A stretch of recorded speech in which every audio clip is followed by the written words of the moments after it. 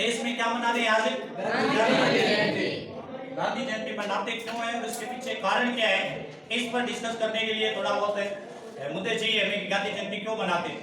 तो सबसे पहले गांधी जयंती मनाने के लिए गांधी जी के जीवनी के बारे में थोड़ा प्रकाश डालना पड़ेगा।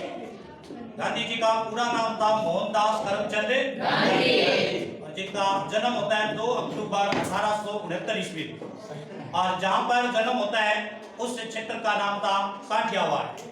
काठियावाड़ जो क्षेत्र है वो गुजरात के अंदर पड़ता है और गुजरात में ये क्षेत्र कहाँ पे आता है? पोरबंदर के अंदर। पोरबंदर नामक एक कस्बा है छोटा सा, जिसमें महात्मा गांधी जी का जन्म हुआ। बचपन से ही जब इनका जन्म होता है तो इनको एजुकेशन और शिक्षा के बारे में जो जानकारी है वो बचपन से ही इनके पिता से मिली थी और पिता उस टाइम काठियावाड़ जो क्षेत्र था पोरबंदर, वहां के ब्रिटिश अंग्रेजों के टाइम था 1869 में, तो वहां के दीवान थे। और अपनी जैसे ये यात्रा शुरू करते हैं तो पढ़ाई के टाइम में कम उम्र में इनकी शादी हो जाती है, मात्र 13 वर्ष की उम्र में। और इनकी पत्नी का नाम जो था, जिसका नाम था कस्तूरबा गांधी। पत्नी का नाम क्या है? कस्तूरबा गांधी। और जो माता थी जिसका नाम था पुतलीबाई। अब पुतलीबाई ने महात्मा गांधी जी को 3 सिद्धांत दे रखे कि आप कुछ भी करें बचपन में इन 3 सिद्धांतों को हमेशा अपने पल्लू के साथ बांध कर रखने पड़ेंगे। और वो सिद्धांत जो थे वो महात्मा गांधी चाहे देश में थे चाहे विदेश में थे, वो अपनी माता के तीनों सिद्धांत जो है वो बचपन से ही महात्मा गांधी जी ने अपने साथ बांध कर लिए थे। और जैसे इनकी पढ़ाई शुरू होती है, आगे ग्रेजुएशन की पढ़ाई करने के लिए महात्मा गांधी जी को ब्रिटिश जाना पड़ता है, लंदन इंग्लैंड जाते हैं पढ़ाई करने के लिए। लेकिन इंग्लैंड के अंदर एक रूल था, जब भी कोई भारतीय लोग आते थे तो इन्हें मांस और मदिरा का सेवन करना पड़ता था, मतलब ड्रिंक वगैरह शराब पीनी पड़ती थी। लेकिन महात्मा गांधी जी के मां के 3 सिद्धांतों में से एक सिद्धांत ये भी था कि वो मां की इच्छा को मारेगा नहीं और कभी भी मांस और शराब का सेवन नहीं करेगा। और वही सिद्धांत महात्मा गांधी जी ने अपने उच्च स्तरीय पढ़ाई में जारी रखे। ब्रिटिश में इस सिद्धांत का पालन करने में महात्मा गांधी जी को काफी कठिनाई हुई, क्योंकि महात्मा गांधी जी को कई बार तो खाना नसीब नहीं होता, क्योंकि खाना ज्यादातर कैसा था? मांसाहारी था। और स्टूडेंट भी वही होते थे जो शराब का मदिरा का सेवन करते थे। और 1-2 बार तो कॉलेज में उनके सर पर शराब भी छिड़की गई, लेकिन महात्मा गांधी जी ने अपना संतुलन नहीं खोया और अपनी माता की जो बातें थी उनको व्यवस्थित तरीके से रखा। उसके बाद जैसे ही महात्मा गांधी जी की पढ़ाई पूरी होती है तो महात्मा गांधी पहली बार भारत के अंदर वापिस आते हैं। और जब भारत में वापिस आते हैं उस टाइम भारत पर अधिकांश अधिकारी जो थे वो कौन थे? अंग्रेज लोग। महात्मा गांधी जी वकालत की पढ़ाई पूरी करके आते हैं, वकील कोटे से आते हैं, तो राजनीति का काफी अच्छा ज्ञान था। जैसे इंडिया में ये आए 1891 ईस्वी के अंदर गुजरात का एक वाणिज्य वर्ग का व्यापारी था जिसका नाम था दादा अब्दुल्ला। इस दादा अब्दुल्ला को अपने ट्रेड के लेकर कुछ दक्षिण अफ्रीका के साथ मतभेद चल रहे थे।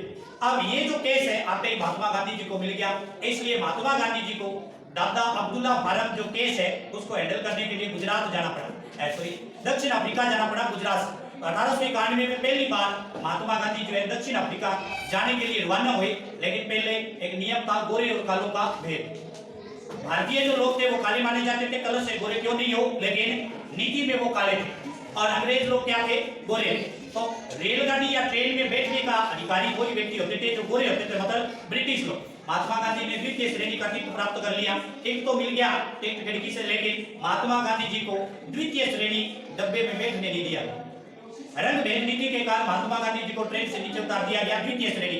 और उसके बाद महात्मा गांधी जनरल डिब्बे से बैठकर दक्षिण अफ्रीका पहुंचे। जैसे दक्षिण अफ्रीका पहुंचे तो महात्मा गांधी जी ने देखा यहाँ पर जो एशियाई लोग हैं, एशिया से आए हुए लोग हैं दक्षिण अफ्रीका के अंदर भरकर, उनके साथ बहुत ज्यादा अन्याय किया जा रहा है। उसको मुद्दा महात्मा गांधी जी ने बनाया और अब्दुल्ला फार्म जो केस था उसको दक्षिण अफ्रीका के कोर्ट में रखा। जैसे महात्मा गांधी कुछ टाइम के लिए दक्षिण अफ्रीका कोर्ट में ये केस रखे और लास्ट में ये अब्दुल्ला फार्म केस महात्मा गांधी ने विजिट भी कर लिया। लेकिन महात्मा गांधी जो है दक्षिण अफ्रीका में कुछ टाइम के लिए रुके, इसलिए यहाँ के जो एशियाई देशों से आए हुए वर्कर थे उनके साथ अंग्रेज लोग बहुत ज्यादा क्या कर रहे थे? अन्याय कर रहे। इस अन्याय को कम करने के लिए महात्मा गांधी जी ने क्या किया? उन लोगों के प्रति, ये जो लोग थे उन लोगों को अन्याय से मुक्त करवाने के लिए महात्मा गांधी लगातार दक्षिण अफ्रीका सरकार से संघर्ष करते गए। और जैसे जैसे संघर्ष बढ़ता गया वैसे वैसे सरकार जो है दक्षिण एशिया लोगों से जो भी उन्होंने व्यापार ट्रेड कर रखे थे उन समझौतों पर बातचीत करना शुरू कर दिया। बातचीत तो शुरू हो गया, लेकिन अंग्रेजों ने एक और अल्टरनेट निकाला। अल्टरनेट में ये कह दिया कि दक्षिण जो एशिया से लोग जितने भी आए हैं और उन्होंने यहाँ पर दक्षिण अफ्रीका के अंदर विवाह कर लिया है, वो विवाह अमान्य है, वो विवाह जो है वो मान्य नहीं किया जाएगा, इसलिए अपनी पत्नियों को तलाक देना पड़ेगा। ये बात जो है दक्षिण अफ्रीका की गवर्नमेंट ने रख दी थी। इसका भी भारतीयों ने विरोध किया। महात्मा गांधी जी ने फिर केस जो है कोर्ट में डाला। धीरे धीरे पोल टैक्स और जो अविवाह पंजीकरण था उसको भी समाप्त कर दिया गया। फिर महात्मा गांधी जी को अपने देश की भी याद आई कि हमारे देश में भी अंग्रेज जो है लगातार हावी होते जा रहे, इसलिए 9 जनवरी 1915 ईस्वी में महात्मा गांधी जी दक्षिण अफ्रीका को छोड़कर वापस कहाँ आ गए? भारत आए। और जैसे ही 9 जनवरी को आए, 9 जनवरी 1915 को हम पहली बार प्रवासी दिवस मनाते हैं प्रत्येक साल 9 जनवरी को, इसलिए क्योंकि महात्मा गांधी देश में आए। और जैसे ही देश में आए अंग्रेज काफी हावी हो रखे थे। महात्मा गांधी धीरे धीरे अपने जो दक्षिण अफ्रीका में एक्सपेरिमेंट थे, इंग्लैंड से सीखकर एक्सपेरिमेंट आए थे, वो भारत में उतारने की कोशिश की। और पहली बार महात्मा गांधी जी ने क्या किया?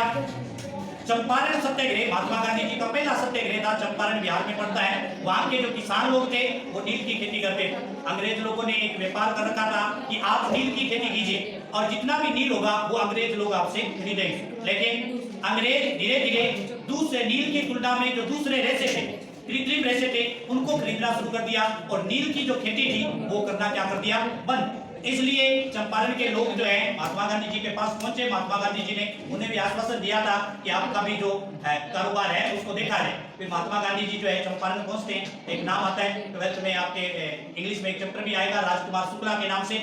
वो राजकुमार शुक्ला महात्मा गांधी जी को लगातार प्रेषित करता है कि आप एक बार चंपारण आए। राजकुमार शुक्ला के साथ महात्मा गांधी चंपारण पहुंचते हैं। और चंपारण जाने के बाद जैसे गांधी जी को अंग्रेज देखते हैं, व्यापारी लोग देखते हैं, उनको पता चल जाता है अब तो आंदोलन होने वाला है। इसलिए कुछ टाइम के बाद व्यापारी लोग जो है अंग्रेजों के साथ समझौता कर देते हैं और जितना भी मुआवजा था नील खेती को लेकर उसका 25% जो है वो लोगों को दे दिया है। दूसरी बार जो है महात्मा गांधी जी मजदूरों के साथ मिलते हैं, जिसको अहमदाबाद नील हड़ताल के नाम से जाना जाता है। 1918 में यह आंदोलन हुआ।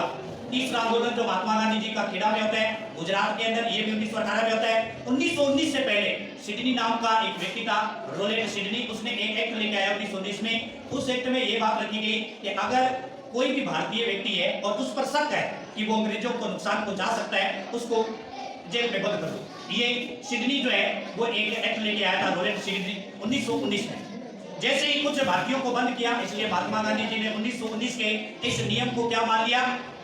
काला कानून बोला था कि ऐसा कानून अंग्रेजों को नहीं लाना। इसी 1919 के एक्ट के तहत ही जलियांवाला बाग हत्याकांड की घटना घटित होती। धीरे धीरे महात्मा गांधी अपने आंदोलन जो है वो आगे बढ़ाता जाता है। 1920 और 21 के अंदर 2 आंदोलन शुरू होते हैं। एक असहयोग आंदोलन, महात्मा गांधी जी ने कहा देश से कि आप अंग्रेजों की सहायता न करें, विदेशी वस्तुओं का बहिष्कार करें, विदेशी वस्तुओं को जला दें और देश के हित में काम करें। चरखा संघ बनाएं, चरखे को काटे, आम जनता तक कपड़ों को पहुंचाएं। ऐसे कुटीर उद्योगों पर काम करने का आग्रह किया था किसने? महात्मा गांधी जी। धीरे धीरे प्रोसेस चलती गई। फिर 1930 ईस्वी में जब चारों तरफ देश के अंदर नमक की बात हो रही थी तो महात्मा गांधी जी ने एक यात्रा शुरू की जिसका नाम था दांडी मार्च। दांडी मार्च जो है 6 मार्च 1930 से शुरू होता है और 13 अप्रैल 1930 तक चलता है। और इस दांडी मार्च के द्वारा भारत में पहली बार अंग्रेजों के पक्ष में विपक्ष के अंदर फैसला आया और भारत में गांधी जी ने नमक बनाने की नई विधि का क्या कर दिया? आविष्कार कर दिया कि आज से आप देश में नमक का आयोजन कर पाए। धीरे धीरे फिर 1930 में सविनय अवज्ञा आंदोलन हुआ। सविनय अवज्ञा आंदोलन के बाद एक डेट आई 8 अप्रैल 1942 जब भारत के अंदर एक आंदोलन शुरू हुआ। अंग्रेजों से भारत पूरी तरह से तंग आ चुका था, इसलिए महात्मा गांधी जी ने लास्ट में एक नारा लगाया था, करो या मरो कर। और इसी के साथ एक आंदोलन शुरू किया जिस आंदोलन का नाम था भारत छोड़ो आंदोलन। भारत छोड़ो आंदोलन के बाद कई मिशन आए थे। अगस्त प्रस्ताव आया 1940 में, क्रिप्स मिशन आया, कैबिनेट मिशन आया और धीरे धीरे करते करते आखिर में भारत और पाकिस्तान दो अलग अलग देश बन गए और दोनों देशों को अंग्रेजों ने क्या कर दिया? स्वतंत्र। 14 अगस्त को पाकिस्तान स्वतंत्र हुआ और 14 अगस्त के 12 बजे मतलब 15 अगस्त को भारत आजाद हो गया। और आजाद होने के बाद 26 जनवरी 1950 को देश में क्या लागू हो गया? संविधान। इस तरह से महात्मा गांधी संविधान लागू होने से पहले और देश की आजादी के बीच 30 जनवरी 1948 को महात्मा गांधी जी की क्या हो जाती है? और कौन करता है? नाथूराम गोडसे की गोली लगने से महात्मा गांधी जी की 30 जनवरी 1948 से में मृत्यु। ये आज की जयंती थी जो भारत के अंदर कौन सी जयंती मनाई जा रही है? 100।